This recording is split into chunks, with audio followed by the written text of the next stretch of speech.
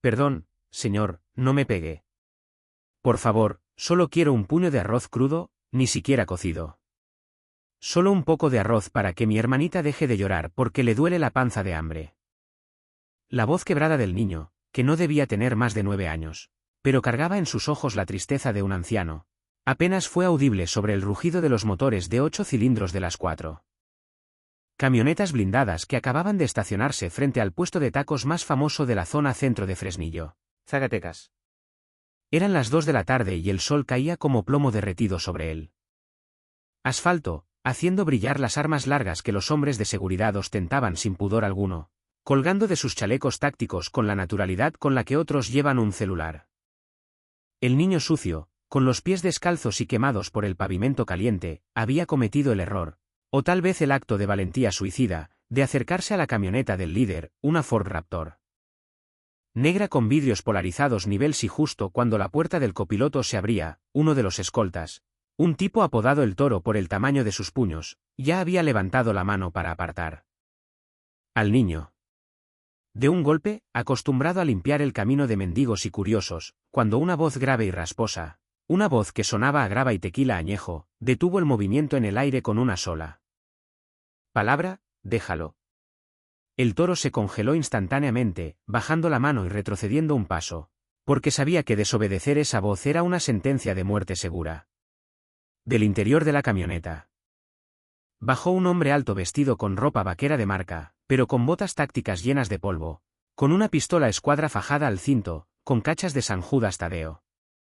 Era el comandante Halcón, el jefe de plaza que había pacificado la región a base de fuego y sangre, un hombre temido por sus enemigos y respetado, aunque con miedo, por los locales. El Halcón se ajustó el sombrero y miró hacia abajo, encontrándose con la mirada aterrorizada de Diego, el niño que temblaba sosteniendo una bolsa de plástico vacía como si fuera su única posesión en el mundo. El silencio que se hizo en la calle fue absoluto. Los taqueros dejaron de picar carne. Los comensales se quedaron con el taco a medio camino de la boca y hasta los perros callejeros parecieron contener el aliento. Todos esperaban violencia, porque en este mundo acercarse a un jefe suele terminar en tragedia, pero el Halcón no sacó su arma. En cambio, se agachó lentamente, haciendo crujir sus rodillas hasta quedar a la altura del niño, ignorando que sus pantalones caros tocaban el suelo sucio de grasa y salsa. Se quitó las gafas oscuras y miró al niño con una intensidad que parecía leerle el alma. Buscando la mentira, buscando el engaño habitual de los halcones que usan niños para espiar, pero solo encontró hambre, un hambre vieja y dolorosa.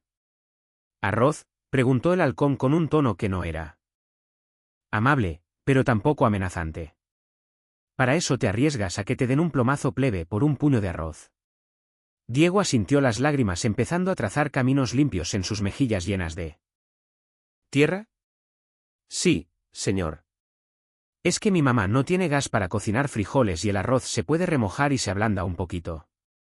Mi hermana tiene 3 años y lleva 2 días sin comer. Por favor, señor. Solo un poquito. Esas palabras golpearon al halcón más fuerte que cualquier bala que hubiera recibido en sus años de sicario. Se recordaron a su propia infancia en la sierra, al dolor de las tripas vacías y a la impotencia de ver a los suyos sufrir. Sintió una punzada en el pecho, esa parte humana que creía haber matado hacía mucho tiempo para poder sobrevivir en este negocio. Y supo que ese día la rutina de cobro de piso y control de plaza iba a tener que esperar. Si quieres saber qué hará el halcón con este niño y cómo este encuentro va a desatar una guerra contra un enemigo intocable, suscríbete al canal ahora mismo y activa la campanita porque esta historia de justicia brutal apenas comienza y te aseguro que no vas a querer perderte ningún detalle. Toro, tráeme 2 órdenes de tacos de asada con todo y una coca bien fría, y dile al taquero que me prepare 5 kilogramos de carne para llevar, ordenó el halcón sin dejar de mirar al niño. Luego, con una suavidad sorprendente para un hombre que mataba por oficio, puso una mano pesada sobre el hombro huesudo de Diego. Guarda esa bolsa, mijo. Hoy no vas a comer arroz crudo. Súbete a la troca. El niño abrió los ojos como platos, el terror volviendo a su rostro. No, señor, mi mamá me dijo que no me subiera con extraños. Me van a robar. El halcón soltó una carcajada seca. Nadie te va a robar, chamaco. Al contrario, vamos a ir a ver a tu jefa y a tu hermanita y les vamos a llevar algo mejor que arroz. Ándale, súbete, que el aire acondicionado está bueno y afuera está el infierno. Diego dudó un segundo, mirando los tacos humeantes que el toro traía en un plato desechable, y el hambre venció al miedo. Se subió al asiento trasero de la Raptor, hundiéndose en él. Cuero suave, y empezó a devorar los tacos con una ferocidad animal que hizo que los sicarios más duros desviaran la mirada. Avergonzados de su propia opulencia frente a tanta miseria. El convoy arrancó dejando atrás el puesto de tacos y a la gente murmurando, dirigiéndose hacia donde el niño indicaba con la boca llena. Mientras avanzaban, el halcón interrogaba al niño. No como un policía, sino como un abuelo preocupado. ¿Dónde viven? ¿Por qué están en la calle? ¿Tu papá dónde está? Y entre bocado y bocado, Diego fue soltando la historia, una historia que era desgraciadamente común en México, pero que ese día sonó como una declaración de guerra para el capo. Su padre había muerto en un accidente de obra hacía un año, sin seguro y sin indemnización. Su madre, doña Rosa, lavaba ropa ajena para mantener la casa que habían construido con años de esfuerzo en la colonia Las Flores, un terreno que su padre había pagado letra por letra. Pero hacía un mes, un hombre de traje, un licenciado con papeles y policías había llegado a sacarlos. Les dijo que el terreno no era suyo, que los papeles de su padre eran falsos y los echaron a la calle con lo puesto.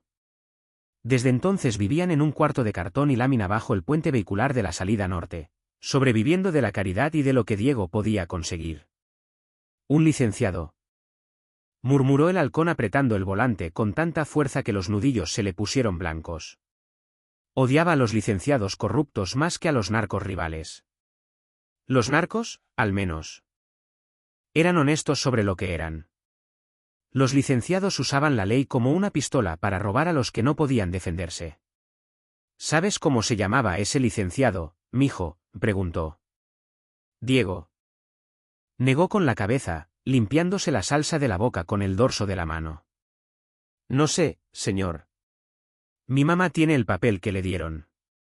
Lo guarda como si fuera oro. Dice que es la prueba de que nos robaron, pero el señor era gordo, calvo y traía un carro gris muy bonito. El convoy llegó al puente de la salida norte. El paisaje cambió drásticamente. De las calles pavimentadas pasaron a la tierra suelta y la basura acumulada. Bajo la estructura de concreto del puente, donde el ruido de los tráilers pasando por arriba era ensordecedor, había un asentamiento miserable de casuchas hechas con desechos. El olor a orina, basura quemada y desesperanza golpeó a los hombres cuando bajaron de las camionetas con aire acondicionado. El halcón se ajustó el chaleco y caminó detrás de Diego. ¿Quién corría gritando, mamá? Mamá, mira, traje tacos y carne.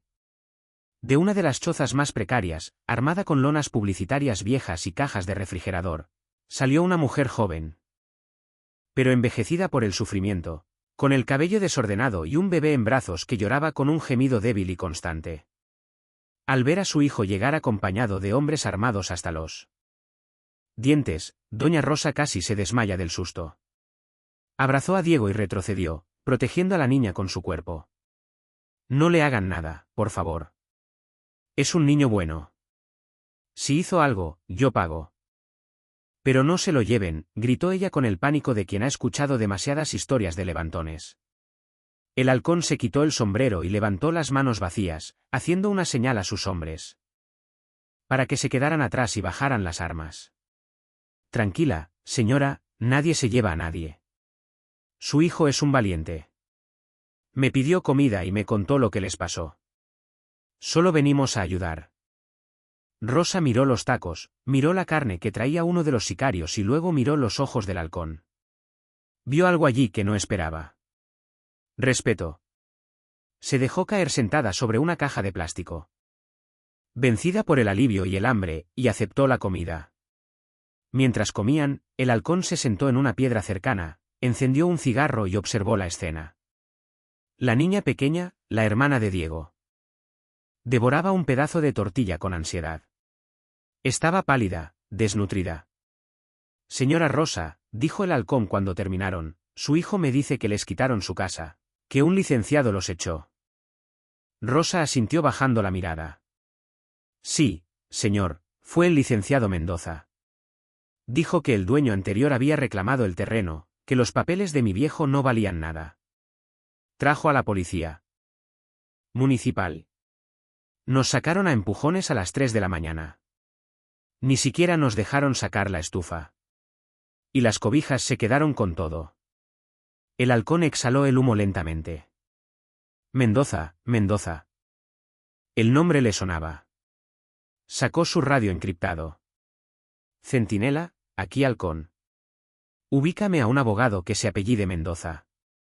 Se mueve en bienes raíces, zona de las Flores. Quiero saber quién es.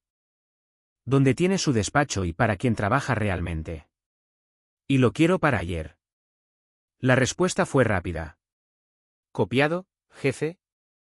Deme 2 minutos. Mientras esperaba, el halcón miró a Rosa. Tiene el papel que lee. Dieron, señora. Rosa sacó de entre sus ropas un sobre de plástico desgastado y le entregó una hoja arrugada.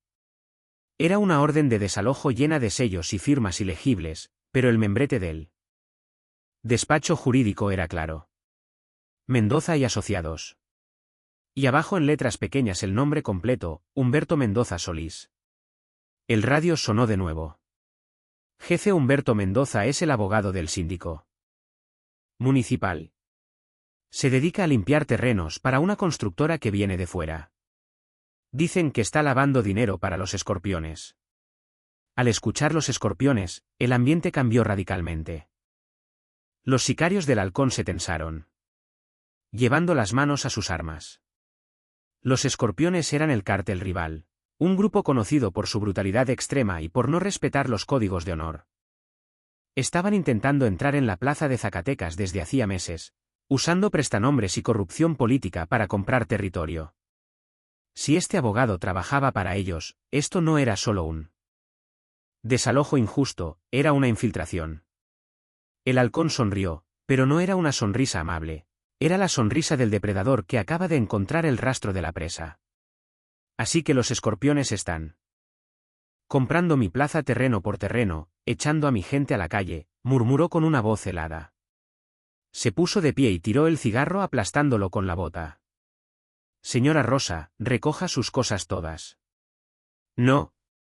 No me mire así. No se va a quitar aquí ni un minuto más. Toro, sube a la señora y a los niños a la blindada 3. Llévalos a la casa de seguridad del sector sur. Que la señora Mari los atienda. Que les den ropa, un baño y que revise el médico a la niña. Rosa lloraba sin entender qué pasaba. Señor, ¿qué va a hacer? No se meta en problemas por nosotros. Ese licenciado es muy poderoso. El halcón se ajustó el sombrero y miró hacia la ciudad, donde los edificios brillaban ajenos a la miseria del puente. Señora, el poder es prestado y hoy se le venció el plazo a ese licenciado. Usted va a recuperar su casa hoy mismo. Se lo juro por la memoria de mi madre y ese licenciado va a aprender que en mi tierra no se humilla a los pobres. Se subió a la Raptor y cerró la puerta con un golpe seco. Vámonos al despacho de Mendoza y avisen a los grupos de choque que estén listos porque esto se va a poner feo. El convoy salió de debajo del puente como una manada de bestias despertando, rugiendo hacia el centro de la ciudad. El trayecto fue tenso. El halcón iba en silencio planeando la jugada. Sabía que atacar a un abogado conectado con la política y con un cártel rival iba a traer consecuencias. Podía desatar una guerra total en la ciudad, pero al recordar la cara de Diego pidiendo arroz crudo, y la niña enferma sabía que no había vuelta atrás. Había líneas que no se cruzaban. Robar casas a viudas y huérfanos era una de ellas.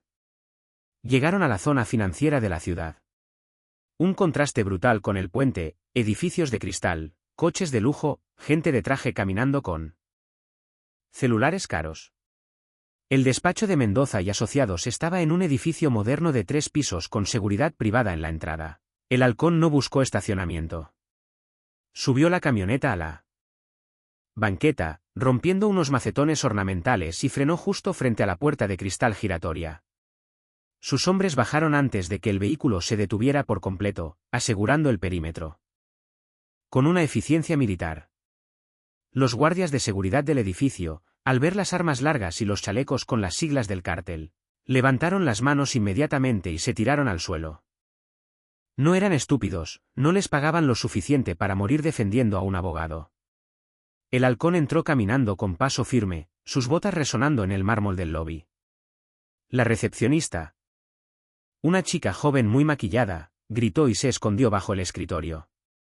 El halcón ni la miró. Fue directo al directorio en la pared. Piso 3. Vamos. Subieron por las escaleras, ignorando el elevador para no quedar atrapados. Al llegar al tercer piso, el toro reventó la puerta de caoba con una patada que astilló la madera y la hizo volar de sus bisagras. Adentro el ambiente era de lujo. Obsceno, aire acondicionado helado, alfombras persas, obras de arte moderno en las paredes y al fondo, detrás de un escritorio gigante de vidrio, estaba el licenciado Mendoza. Era tal como Diego lo había descrito, gordo, calvo, sudoroso. Estaba hablando por teléfono, riéndose, con un vaso de whisky en la mano. Al ver entrar al halcón y sus hombres, el teléfono se le cayó de la mano. Mendoza sabía quién era el halcón. Todo el mundo lo sabía. Su cara se puso del color de la cera. Comandante, qué honor. No tenía cita, pero balbuceó tratando de ponerse de pie, pero sus piernas no le respondieron y volvió a caer en su silla ergonómica de $1,000. El halcón caminó lentamente hasta el escritorio, rodeándolo como un tiburón. Agarró la botella de whisky importado. Miró la etiqueta y se sirvió un trago en el vaso del licenciado, vaciándolo en el suelo con desprecio. ¿Sabe quién soy, licenciado?, preguntó con voz suave. Mendoza asintió frenéticamente. Sudando a chorros. Sí, claro, señor comandante. Usted es el jefe. Estoy a sus órdenes. ¿En qué puedo servirle? Es un tema de cuotas. Podemos arreglarlo. Tengo efectivo aquí en la caja fuerte. El halcón soltó una risa fría. Dinero. Siempre creen que es dinero. No, gordo. No vengo por tu dinero sucio.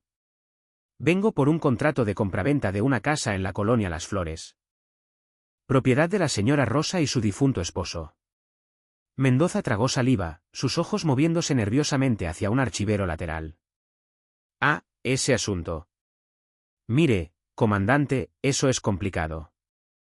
Es un tema legal. El banco, los intereses. El halcón sacó su pistola y la puso sobre el escritorio con un golpe metálico que resonó como una campana funeraria. No me hables en idioma de rata. Mendoza. Háblame claro. Sé que trabajas para los escorpiones. Sé que estás robando terrenos para lavar su dinero. Y sé que dejaste a 2 niños muriéndose de hambre bajo un puente. Así que tienes 2 opciones. O me das las escrituras originales a nombre de la señora Rosa ahora mismo. O te voy a sacar la firma con sangre.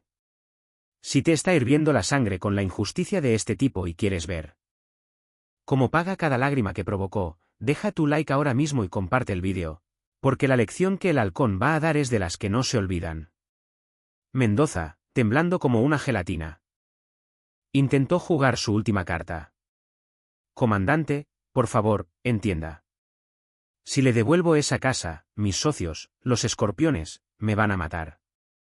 Ellos no perdonan. Ese terreno es clave para un proyecto de bodega que tienen. El halcón se inclinó sobre el escritorio, su rostro a centímetros del abogado corrupto. ¿Y tú crees que yo perdono, Mendoza? ¿Crees que te tengo menos ganas que ellos?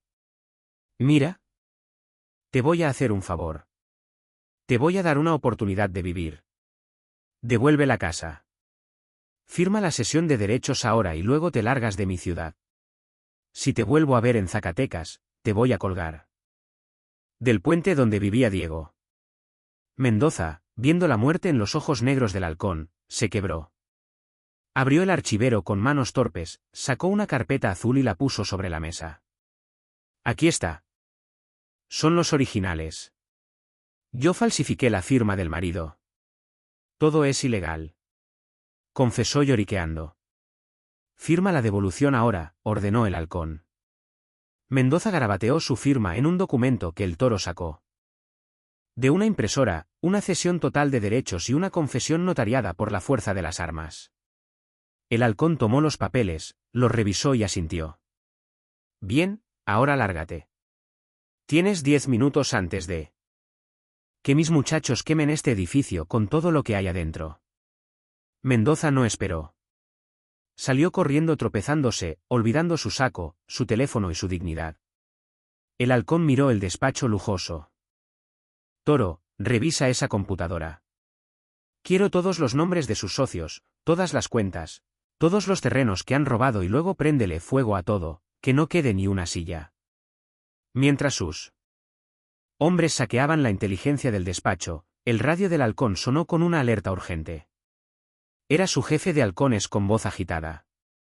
Comandante, código rojo. Tenemos movimiento masivo. Los escorpiones se enteraron de que le cayó al abogado. Vienen convoyes desde la salida sur. Son al menos 20 camionetas. Traen monstruos blindados y barret.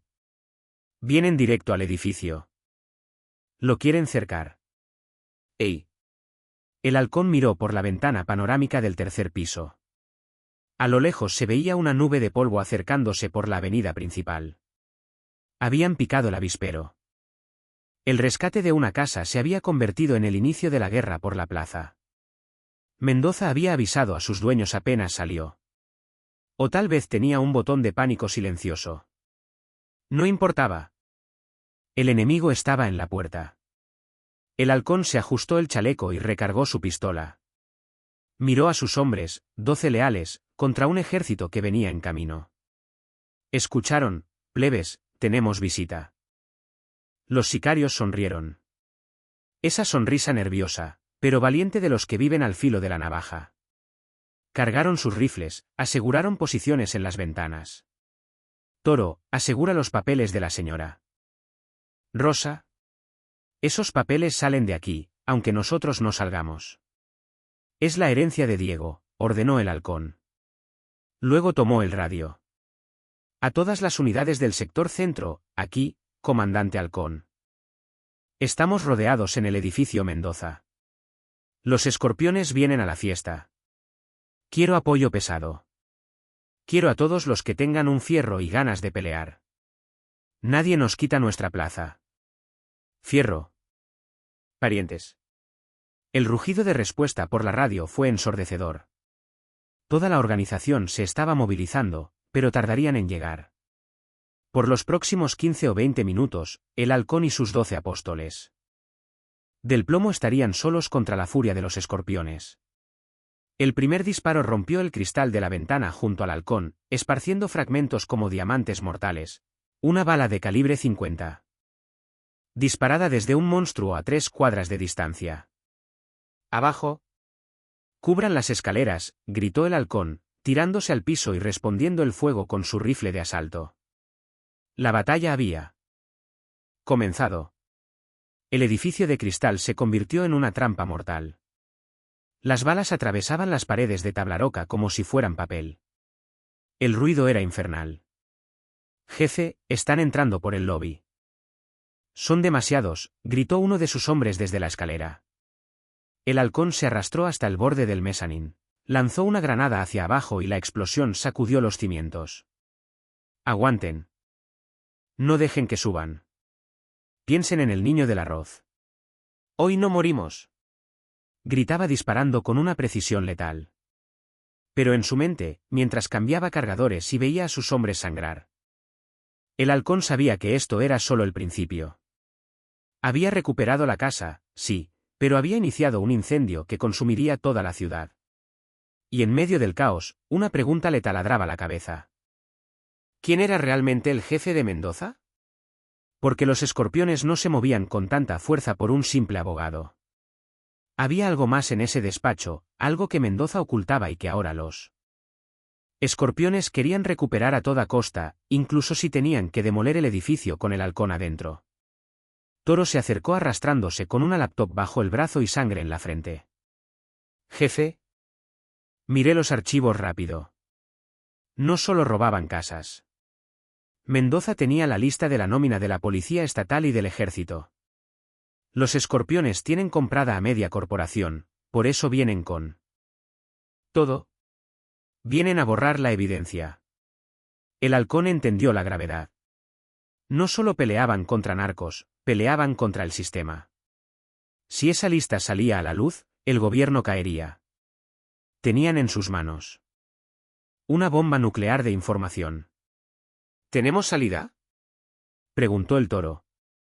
El halcón miró hacia arriba, hacia el techo del edificio. Solo una, y es una locura. El edificio temblaba bajo el impacto de granadas lanzadas desde la calle. El humo negro empezaba a llenar los pasillos, dificultando la respiración y la visión. Al techo, todos al techo, ordenó el halcón. Subieron por la escalera de servicio, tosiendo cargando a 2 heridos. Al salir a la azotea, el viento caliente y el sonido de las sirenas los golpearon. Estaban atrapados en la cima con un ejército subiendo por las escaleras y francotiradores en los edificios vecinos empezando a dispararles.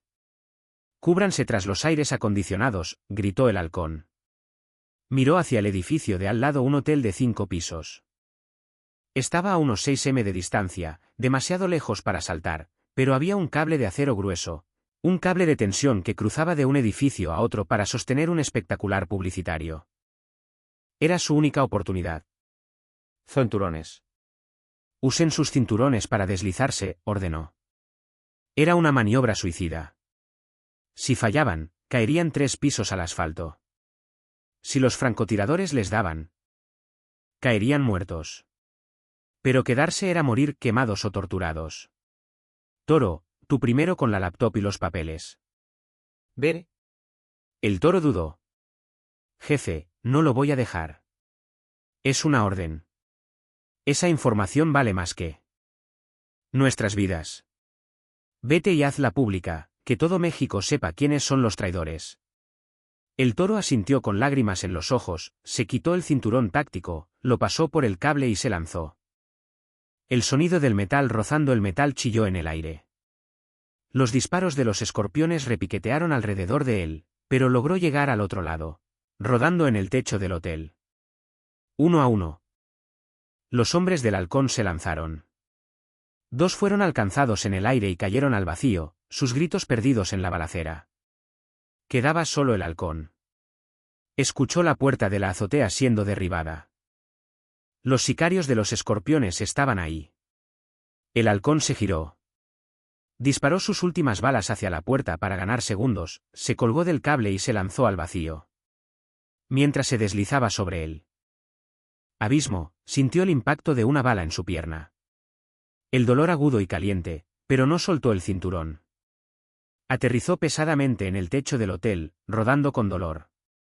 El Toro lo agarró y lo arrastró hacia la salida de emergencia del hotel. «Lo tengo, jefe». «Vámonos». Bajaron por el hotel, saliendo por la puerta trasera hacia un callejón donde un halcón leal ya los esperaba con una camioneta civil vieja y discreta. Subieron a empujones sangrando exhaustos. «Sácanos de aquí a la casa de seguridad sur», gritó el Toro. La camioneta arrancó perdiéndose en las calles secundarias. Mientras atrás el edificio Mendoza ardía como una antorcha gigante iluminando la tarde. El halcón se miró la pierna sangrando, se hizo un torniquete rápido con un pedazo de camisa y sonrió. Una sonrisa salvaje y dolorosa. «Les quemamos el nido, Toro, y tenemos la lista». El Toro asintió abrazando la laptop. «¿Y ahora qué, jefe?», preguntó. El halcón recargó su pistola con un cargador de repuesto que tenía en la bota. Ahora vamos a entregar esa casa. Le prometí a Diego que hoy cenaban bajo su propio techo y yo cumplo mis promesas. A pesar de las heridas, a pesar de la guerra que acababan de desatar, la prioridad seguía siendo la misma. La justicia no podía esperar. El convoy fantasma cruzó la ciudad evitando los bloqueos que ya se estaban formando hasta llegar a la casa de seguridad donde Doña Rosa y los niños esperaban. Cuando el halcón entró cojeando y manchado de hollín y sangre, Rosa se llevó las manos a la boca. «Señor, ¿está bien?» El halcón sacó los papeles, chamuscados, pero legibles, de su chaleco. «Tenga, señora, su casa es suya otra vez. Nadie se la va a quitar nunca más. Y si alguien pregunta, dígales que el halcón es su aval». Rosa lloró abrazando los papeles, abrazando a sus hijos. Diego se acercó al sicario herido. «Señor, gracias». «¿Le duele?» Señaló la pierna. El halcón le revolvió el pelo. «No duele, mi hijo. Duele más el hambre. Tú nunca más vas a tener hambre».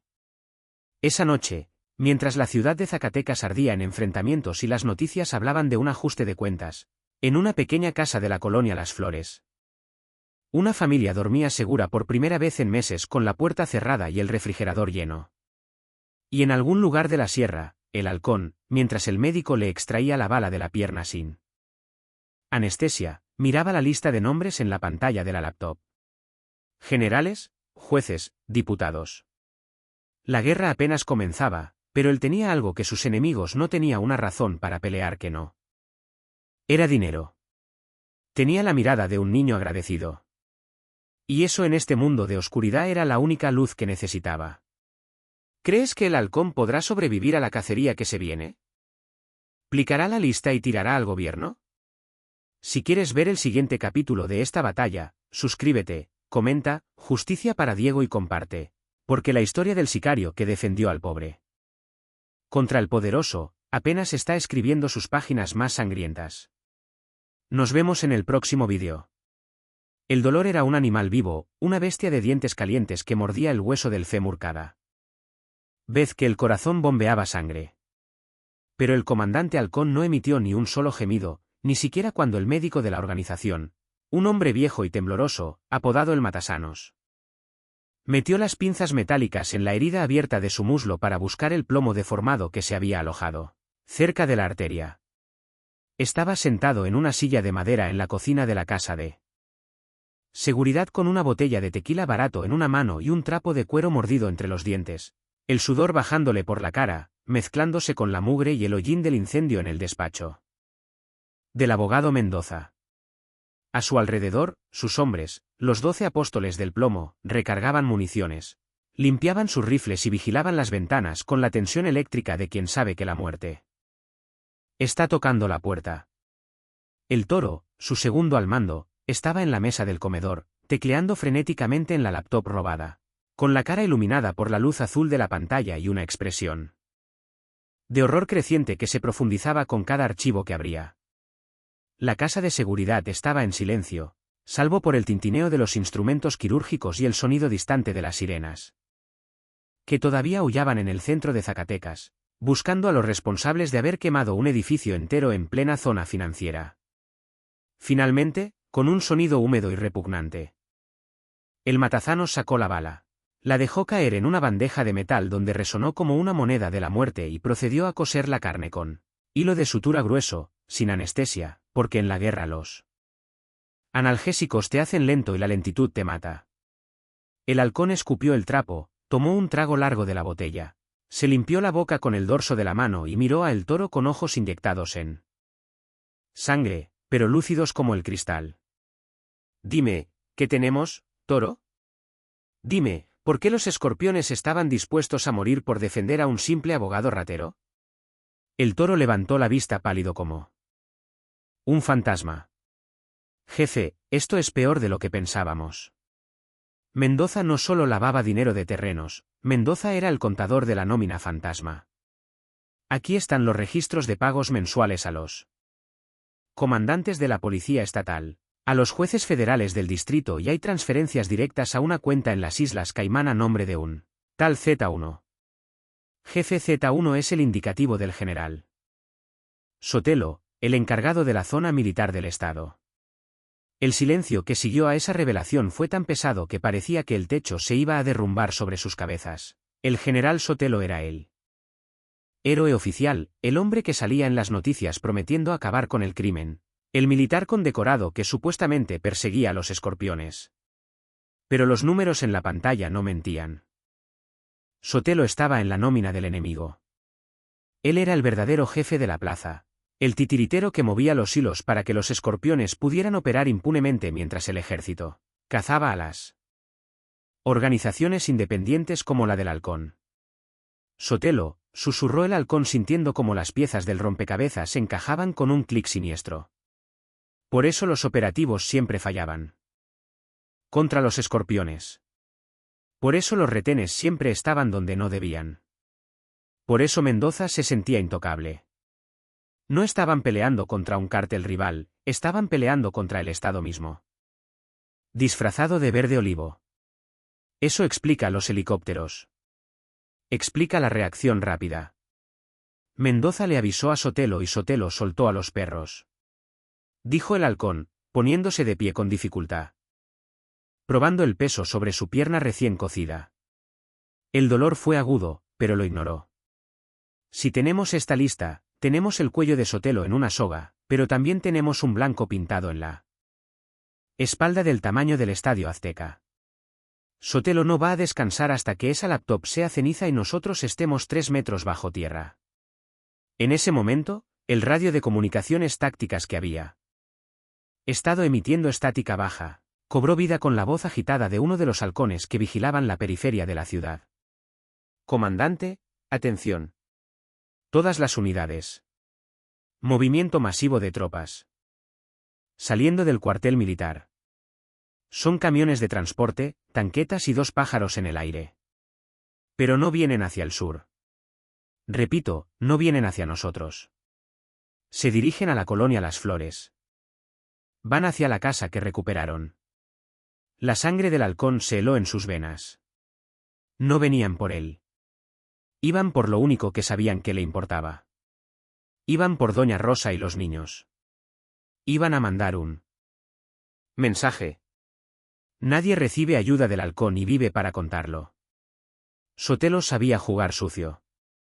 Sabía que para sacar al lobo de su guarida había que amenazar a los corderos. Maldito hijo de perra. Gruñó el Halcón cojeando hacia la mesa donde había dejado su pistola y su sombrero. Preparen las camionetas todos, Toro. Sube esa laptop y cuídala con tu vida. Nos vamos a Las Flores. Si quieres ver si el Halcón logra llegar a tiempo para salvar a la familia de Diego de la furia de un general corrupto, suscríbete al canal ahora mismo y no parpadees porque la guerra acaba de subir de nivel. Jefe, es una trampa. Es de libro de texto. Sotelo sabe que usted va a ir. Nos están esperando con una zona de muerte preparada, advirtió el Toro mientras cargaba cargadores de doble tambor en su rifle. El Halcón lo miró mientras se ajustaba el chaleco antibalas sobre la camisa manchada de sangre. Lo sé, Toro. Sé que es una trampa. Sé que tienen francotiradores y que nos superan 10-1. Pero le di mi palabra a ese niño. Le dije que nadie más los iba a sacar de su casa. Y mi palabra vale más que mi vida. Si no vamos, Cepeda gana. Si dejamos que maten a esa familia. Somos lo mismo que ellos. ¿Ustedes qué dicen, plebes? Nos escondemos como ratas o morimos como hombres. Los 12 apóstoles del plomo, hombres curtidos en 1000 batallas, sicarios que habían visto el infierno y habían regresado, no dudaron. El sonido de los cerrojos de sus armas al cargarse fue la única respuesta necesaria. Fierro, pariente, hasta donde tope, dijo uno de ellos, el chino. Un experto en explosivos. Salieron de la casa de seguridad como una exhalación, subiendo a las 4 camionetas blindadas que les quedaban. Vehículos que ya mostraban las cicatrices de la batalla anterior, con los vidrios estrellados y la carrocería abollada, pero con los motores rugiendo con furia. El convoy salió quemando llanta hacia la noche, cruzando la ciudad que empezaba a cerrar sus puertas ante el rumor de la violencia inminente. El Halcón iba en el asiento del copiloto con el rifle entre las piernas, monitoreando las frecuencias de la policía y del ejército. Lo que escuchaba era aterrador. Cerco perimetral establecido en sector Las Flores. Objetivo civil asegurado, esperando al objetivo primario para ejecución sin testigos. Sotelo no iba a arrestar a nadie. Iba a ejecutar una limpieza. Iba a matar a la familia y luego iba a matar a El Halcón cuando llegara al rescate y luego diría en las noticias que fue un enfrentamiento entre cárteles. Era el crimen perfecto. Mientras las camionetas devoraban el asfalto, El Halcón diseñó una estrategia desesperada en su cabeza. No podían entrar por la avenida principal. Eso sería suicidio. Tenían que entrar por atrás, por el cerro que colindaba con la colonia. Un terreno difícil, lleno de barrancos y basura, pero que era su única oportunidad de flanquear al ejército. Chino. ¿Cuántos regalos nos quedan?, preguntó por la radio. Tengo 3 cargas de C4 y una caja de granadas de humo, jefe, respondió el chino desde la camioneta de atrás. Bien, vamos a usarlas todas. Quiero que conviertas la entrada de la colonia en el 16 de septiembre. Mucho ruido, mucho humo. Que piensen que somos 100 cabrones y número 13. Llegaron a las faldas del cerro, apagaron las luces y metieron la tracción 4 próximo por 4. Las camionetas subieron trepando por las piedras con los motores forzados al máximo, mientras abajo en la colonia Las Flores, las luces de las torretas militares iluminaban la humilde casa de Doña Rosa como si fuera un escenario de teatro. Desde su posición elevada, El Halcón usó sus binoculares tácticos y lo que vio le revolvió el estómago. Los soldados habían sacado a Rosa y a los niños al patio de tierra. Diego estaba de rodillas con las manos en la nuca llorando mientras un oficial le apuntaba a la cabeza. Doña Rosa gritaba abrazando a la bebé, pero 2 soldados la retenían a culatazos. Y ahí, parado junto a una camioneta Ambi, estaba el general Sotelo en persona, con su uniforme impecable, fumando un puro y observando la escena. Con aburrimiento. Había venido a ver el espectáculo, había venido a ver morir a su enemigo. Miren a ese desgraciado, susurró el toro con odio. Se cree Dios. El Halcón bajó los binoculares y cargó su arma, pues hoy va a conocer al __ chino inicia la fiesta en 32. La primera explosión sacudió la entrada de la colonia donde Sotelo había puesto su retén principal. Una camioneta militar salió volando por los aires envuelta en llamas.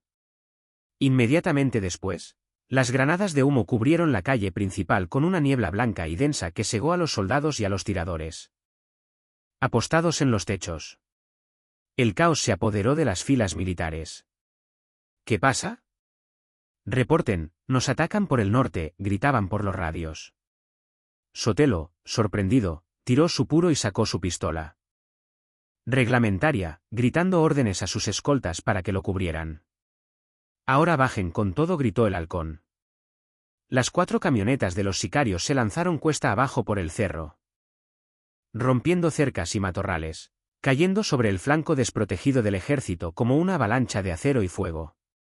Entraron a la colonia disparando, no a matar a lo loco, sino con precisión quirúrgica, buscando neutralizar a los soldados que amenazaban a la familia.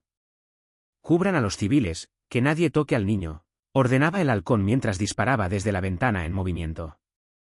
Una bala impactó en el chaleco de un soldado que estaba a punto de golpear a Diego derribándolo. La camioneta del Halcón derrapó y se detuvo justo frente a la casa, sirviendo de escudo entre la familia y el grueso de las tropas. «Súbanlos rápido», gritó El Halcón bajando, cojeando y abriendo las puertas traseras. Diego, al ver a su salvador, corrió hacia él. «Señor Halcón». Sabía que vendría. El Halcón lo agarró y lo lanzó dentro de la camioneta. Luego ayudó a Rosa, que traía a la bebé. Las balas rebotaban en el blindaje como lluvia en techo de lámina. «Vámonos. Ya los tenemos». Pero la retirada no iba a ser fácil. Sotelo, recuperándose de la sorpresa inicial, se dio cuenta de que eran pocos. «Son 4 camionetas. Aplástenlos. Traigan la tanqueta», gritó el general. Una tanqueta Sancat con una ametralladora calibre 50 montada en la torreta apareció por la esquina barriendo la calle. Las balas de alto calibre empezaron a despedazarla carrocería de las camionetas de los sicarios. El blindaje nivel 5 aguantaba, pero no por mucho tiempo contra ese calibre. Nos están haciendo pedazos, no podemos salir, gritó el toro. El halcón miró a su alrededor. Estaban atrapados en el callejón sin salida donde estaba la casa. La tanqueta bloqueaba la única ruta de escape viable. Tenían que destruirla o morirían ahí mismo. Chino, el RPG, dámelo, gritó el halcón. El chino, que estaba herido en un brazo, le lanzó el lanzacohetes desde la otra camioneta. El halcón lo atrapó en el aire, pero para disparar tenía que salir de la cobertura de la camioneta y exponerse al fuego de la ametralladora. Era un tiro casi imposible. Miró a Diego, que estaba agazapado en el piso del vehículo, mirándolo con esos ojos grandes, llenos de confianza. Agaché en la cabeza, susurró el halcón. Respiró hondo, ignorando el dolor punzante en su pierna, y salió de la cobertura. El tiempo pareció detenerse. Vio el destello de la boca del cañón de la ametralladora de la tanqueta. Vio las balas trazadoras volando hacia él.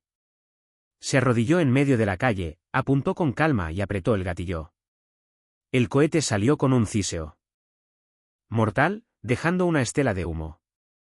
El halcón se tiró al suelo justo cuando las balas de la tanqueta pasaban rozando su cabeza.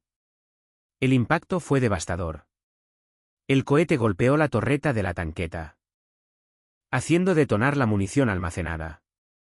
Una bola de fuego naranja iluminó la noche y la torreta salió volando, dejando el vehículo inutilizado y ardiendo. Ahora rompan el cerco, gritó el halcón, levantándose y volviendo a subir a la camioneta.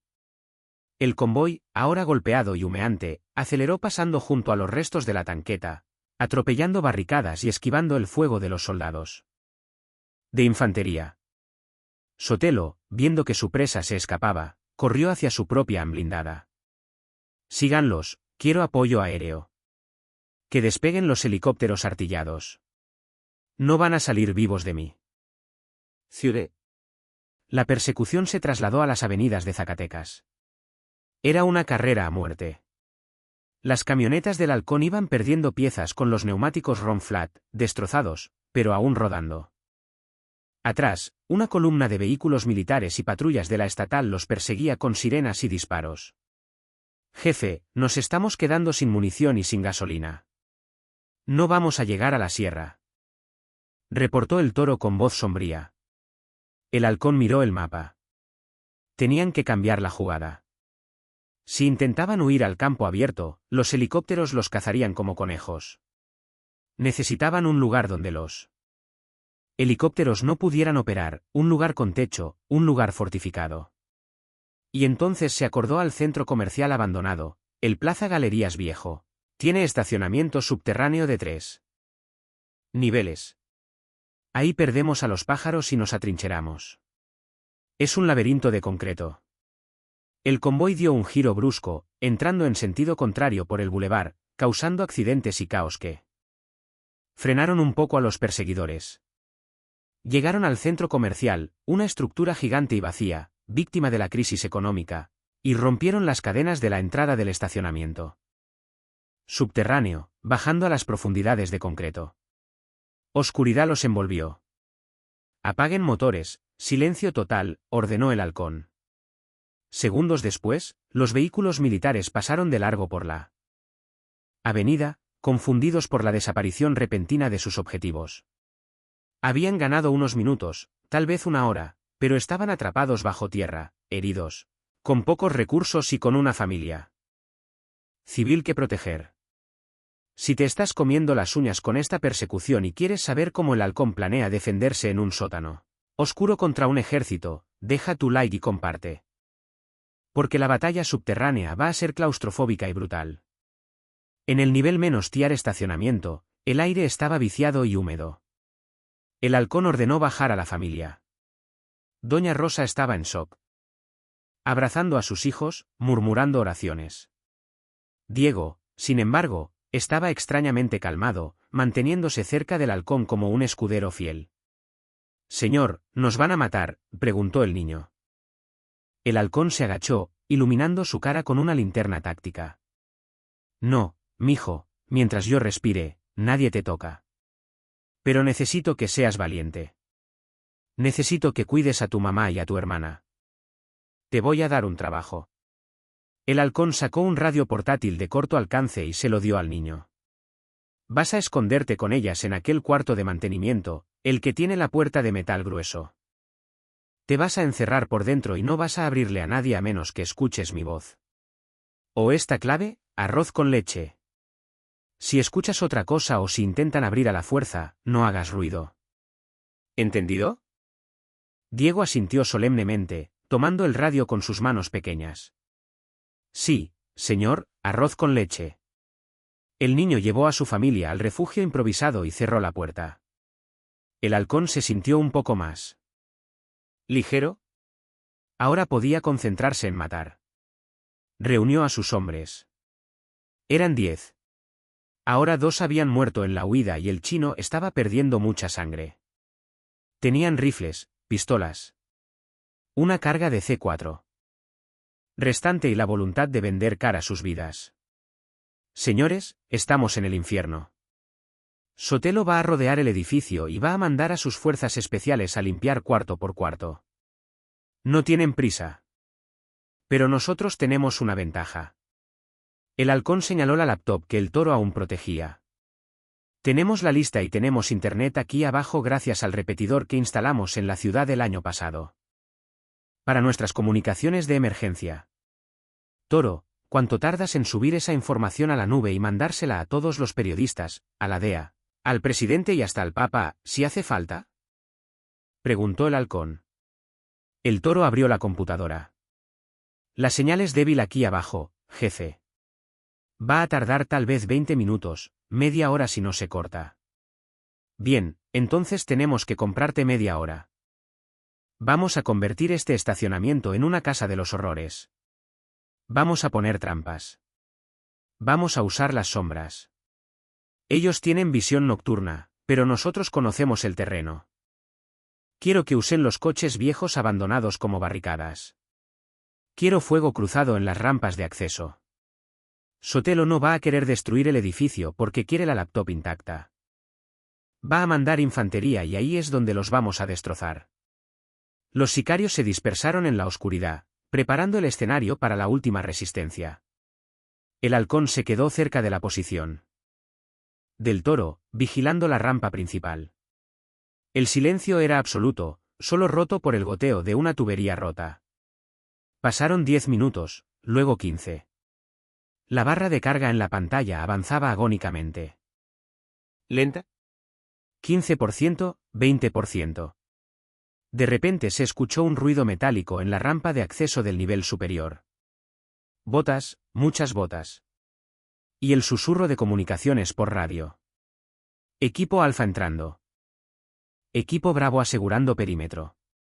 Objetivo en el nivel -3. Procedan con cautela. Sotelo había mandado a sus mejores hombres, los GAFE, fuerzas especiales de élite. No eran conscriptos asustados. Eran máquinas de matar. El halcón respiró hondo, ajustó la mira de su rifle y susurró por el radio a sus hombres.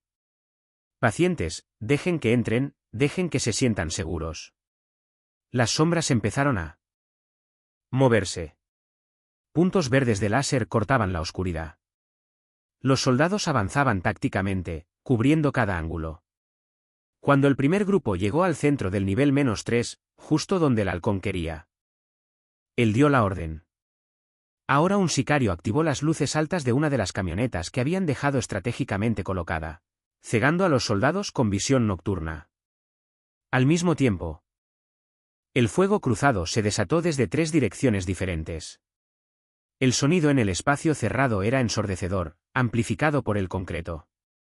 Los soldados, cegados y sorprendidos, cayeron bajo la lluvia de balas, pero reaccionaron rápido, tirándose al suelo y respondiendo el fuego con disciplina profesional. Se desató un combate brutal a corta distancia. Granadas de fragmentación explotando. Entre los coches, gritos de dolor, órdenes gritadas en la oscuridad. El halcón disparaba, se movía, disparaba de nuevo. Toro, ¿cómo va eso?, gritó. 40%, jefe, está muy lento.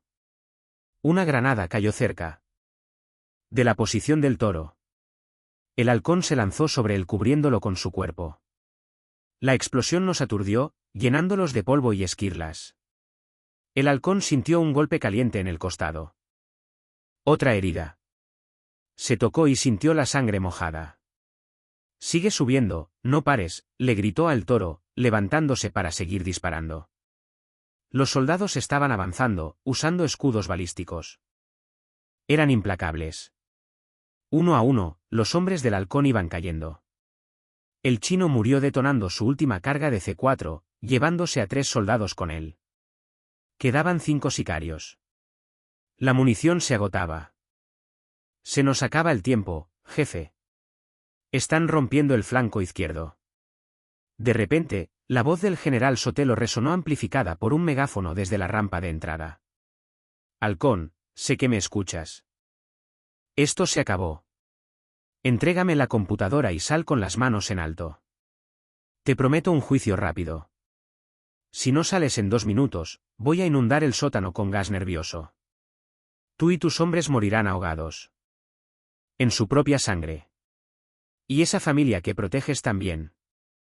El gas Sotelo estaba dispuesto a matar a todos, incluso a los niños, para proteger su secreto. El halcón miró la pantalla, 75%. No iba a llegar. Si Sotelo soltaba el gas ahora, Diego y Rosa morirían en ese cuarto. El sello de la puerta no aguantaría gas químico. El halcón miró a el toro. Miró a sus hombres sobrevivientes. Heridos y exhaustos. Sabía lo que tenía que hacer. Tenía que ganar tiempo. Tenía que salir. Toro, termina la carga. Pase lo que pase, termina la carga. Yo voy a salir a hablar con Sotelo. Jefe. No lo va a matar en cuanto lo vea. Gritó el toro. El halcón se quitó el chaleco táctico, quedándose solo con su camisa ensangrentada. Se quitó el sombrero y lo dejó sobre la mesa. Lo sé. Pero si salgo, él va a detener el gas para intentar sacarme la contraseña o asegurarse de que es la única copia. Esos minutos son los que necesitas. El halcón caminó hacia la rampa cojeando. Sangrando, con las manos en alto, pero con la cabeza erguida.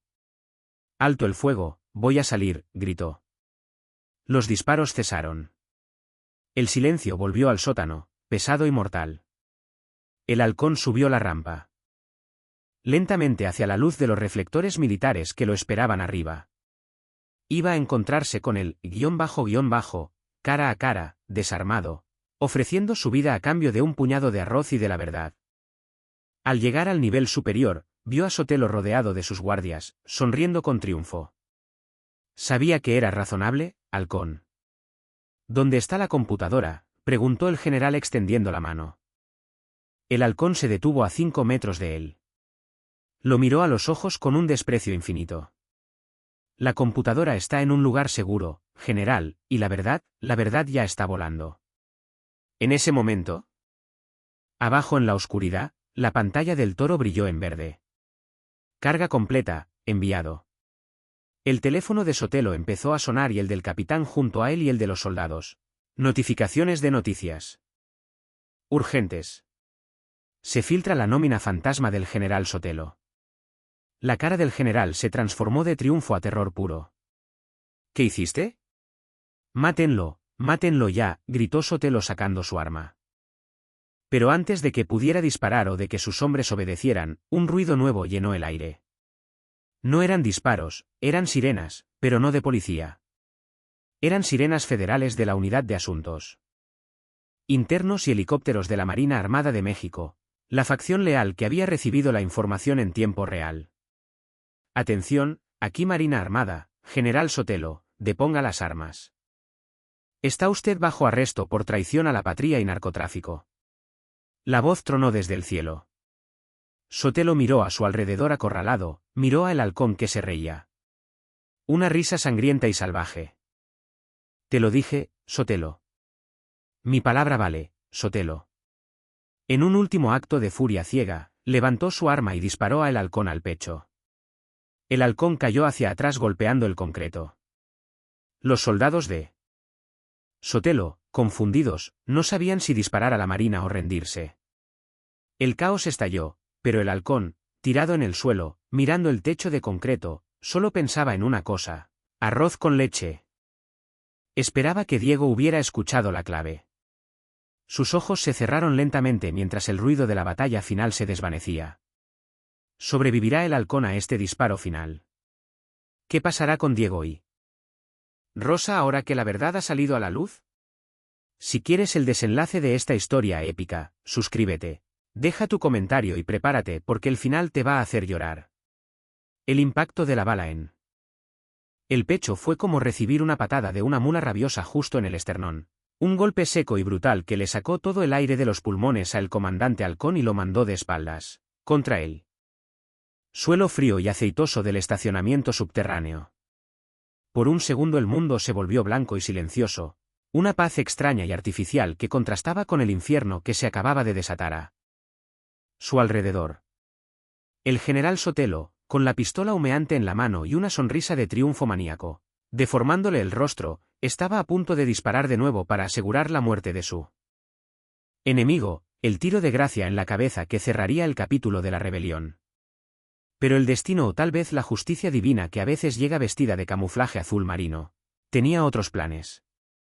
Antes de que el dedo del general pudiera apretar el gatillo por segunda vez, una ráfaga de ametralladora disparada por el equipo de vanguardia de la Marina impactó en el hombro y el brazo de Sotelo, destrozándole el hueso y haciéndole soltar el arma con un alarido de dolor que resonó más fuerte que las sirenas. El general cayó de rodillas sujetándose el brazo mutilado, mirando con incredulidad. Como su poder absoluto se desmoronaba en segundos. Sus propios soldados, los Gafe, que le habían jurado lealtad, bajaron las armas al ver la superioridad numérica y táctica de los marinos, que descendían por las rampas como una marea imparable. El caos táctico se transformó en rendición. Al suelo, todos al suelo o abrimos fuego, gritaban los oficiales federales pateando las armas. Lejos de los soldados corruptos. En medio de esa tormenta de gritos y órdenes, el Toro, ignorando el peligro y las balas perdidas, corrió hacia donde su jefe había caído. «Jefe, jefe, no se vaya». «Aguante, carajo», gritaba el Toro, arrodillándose en el charco de sangre que se expandía rápidamente bajo el cuerpo del halcón.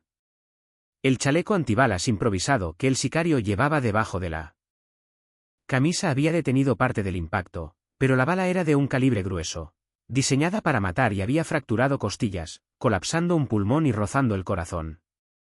El halcón boqueaba, escupiendo sangre roja y espumosa, sus ojos desenfocados buscando algo en el techo gris del sótano. «Arroz, arroz», susurró con un hilo de voz, aferrándose a la solapa de El Toro con una fuerza sorprendente para un hombre moribundo. «La familia, saca a la familia». Fue su última orden antes de que la oscuridad lo tragara por completo y su mano cayera inerte al suelo. El Toro, con lágrimas de rabia y desesperación surcándole la cara llena de hollín, levantó la vista hacia los marinos que los rodeaban apuntándoles. Sabía que estaban arrestados. Sabía que esto era el fin de la organización tal como la conocían. Pero no le importaba. «Necesita un médico. Se está muriendo». Él les entregó a Sotelo. «Sálvenlo». «Sea». Rugió el Toro. Un capitán de la marina. Un hombre joven con rostro serio, se acercó. Miró al general Sotelo que lloriqueaba en el suelo pidiendo piedad y luego miró al hombre que había expuesto toda la podredumbre del sistema. Hubo un momento de tensión, una decisión moral que no estaba en ningún manual militar. El capitán hizo una seña a sus paramédicos tácticos. «Estabilícenlo, lo quiero vivo». Es el testigo clave y el prisionero federal número 1. Si se muere, se nos cae el caso.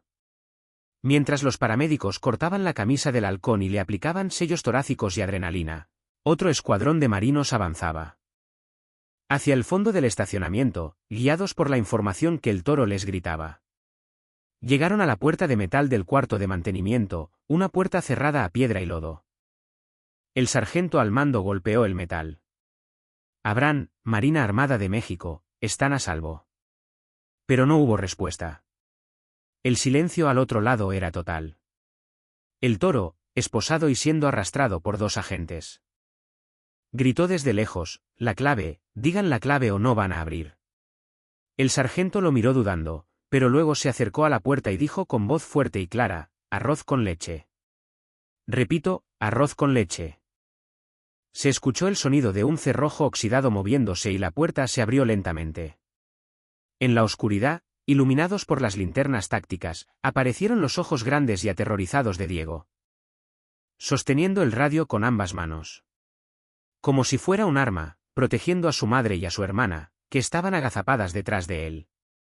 Al ver los uniformes, el niño no lloró, solo preguntó con una voz que temblaba, pero que exigía una respuesta. ¿Dónde está el señor Halcón? Él prometió que vendría por nosotros. La escena de la evacuación del centro comercial fue un espectáculo mediático sin precedentes. Las cámaras de televisión, alertadas por la filtración masiva de datos que ya estaba sacudiendo los cimientos de la política nacional, transmitían en vivo. Vieron salir al general Sotelo, el héroe, esposado, sucio, sangrando y con la cabeza gacha, empujado sin miramientos hacia un camión blindado de traslado de reos de alta peligrosidad.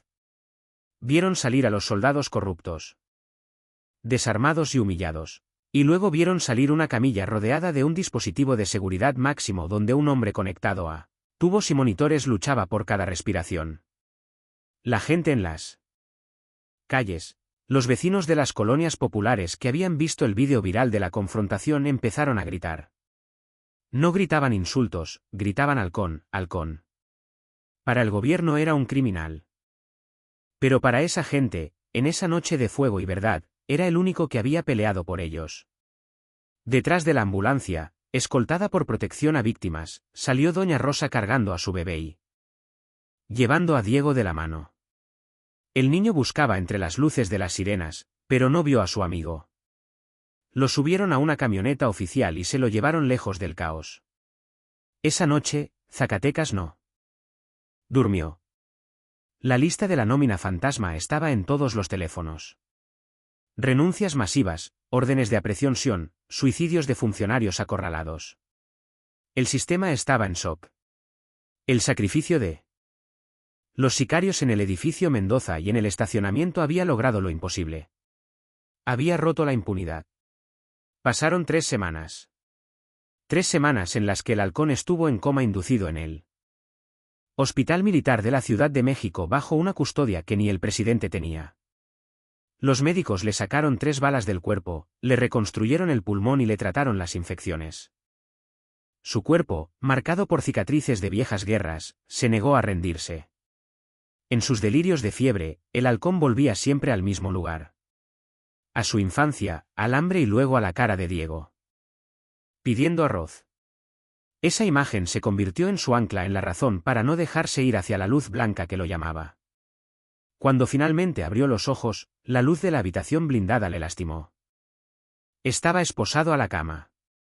Sentado en una silla frente a él no había un fiscal ni un juez. Estaba un hombre de traje gris con aspecto de inteligencia gubernamental. Bienvenido al mundo de los vivos. Comandante, dijo el hombre con sequedad. Tiene a medio país pidiendo su cabeza y al otro medio pidiendo que lo hagamos santo. Es usted un problema muy grande. Halcón intentó hablar. Pero su garganta estaba seca como el desierto. El hombre le acercó un vaso de agua con popote. Sotelo está cantando. Está delatando a todos para salvar su pellejo, pero las pruebas que usted filtró son tan contundentes que se va a pudrir en la cárcel de por vida. Usted ganó esa guerra. El halcón bebió sintiendo el agua revivirlo. La familia raspó su voz sonando como vidrio molido. La familia está segura. Recuperaron su casa. El gobierno les dio protección y una indemnización como víctimas de la corrupción del Estado. ¿Están bien?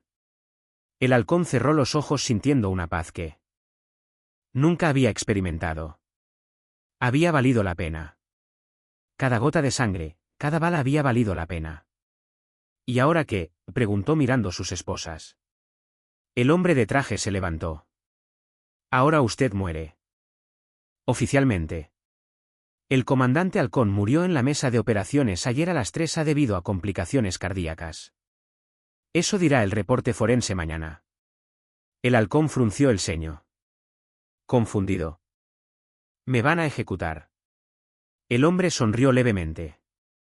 No, usted es demasiado valioso y demasiado peligroso para estar en una cárcel pública y demasiado popular para ser ejecutado. Le ofrecemos un trato. Una nueva identidad.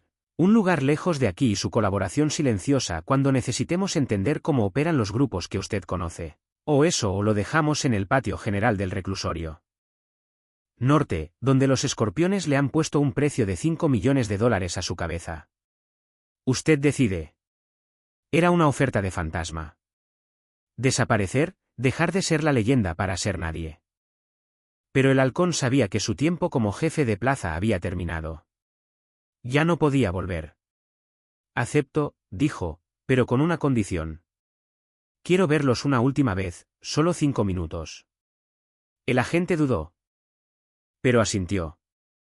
Lo arreglaré, pero será una despedida. Después de eso, usted deja de existir. 2 días después, en una casa de seguridad anónima en las afueras de la ciudad, se dio el encuentro. El Halcón, vestido con ropa civil sencilla, todavía cojeando y débil, esperó en la sala. La puerta se abrió y entró Diego. Seguido de Doña Rosa. Cuando el niño lo vio sin las armas. Sin el chaleco pálido y delgado, dudó un segundo, pero luego corrió y lo abrazó con cuidado, sabiendo que estaba herido. Señor Halcón, dijeron que se había muerto. Yo sabía que no. Yo le recé a San Judas todos los días. El Halcón, el asesino, el capo, sintió un nudo en la garganta que le dolía más que sus heridas. Se arrodilló con dificultad para quedar a la altura del niño. Estoy bien, mijo, pero me tengo que ir lejos, muy lejos. Tenga, señor, dijo Diego sacando algo de su bolsillo. Era una bolsa pequeña de tela. Es arroz del primer paquete que compramos cuando regresamos a la casa. Mi mamá me dejó guardarlo para usted para que nunca tenga hambre. El Halcón tomó la bolsita con manos temblorosas. Era el regalo más valioso que había recibido en su vida. Más que los relojes de oro o las pacas de dólares. Gracias, Diego, lo voy a guardar siempre. Luego miró a Rosa. Señora, cuide esa casa, es suya. Nadie tiene derecho a quitársela. Rosa. Con lágrimas en los ojos, le tomó la mano y la besó. Que Dios lo perdone y lo bendiga, señor. Usted nos devolvió la vida. El agente de inteligencia entró en la sala. Es hora. El Halcón se puso de pie. Miró a Diego una última vez. Escúchame bien, plebe. No seas como yo. Nunca agarres un arma. Tu arma es la escuela, son los libros. Sé un hombre de bien, porque la vida que yo llevé. Esa vida solo deja dolor. Prométeme que vas a ser mejor que yo. Diego asintió llorando en silencio. Lo prometo, señor. El Halcón se dio la vuelta y salió por la puerta trasera, subiendo a un auto negro sin placas que lo esperaba para llevarlo a la nada, a su nueva vida de sombra. 6 meses después, Colonia Las Flores, Zacatecas. La casa de Doña Rosa estaba recién pintada de un color amarillo brillante.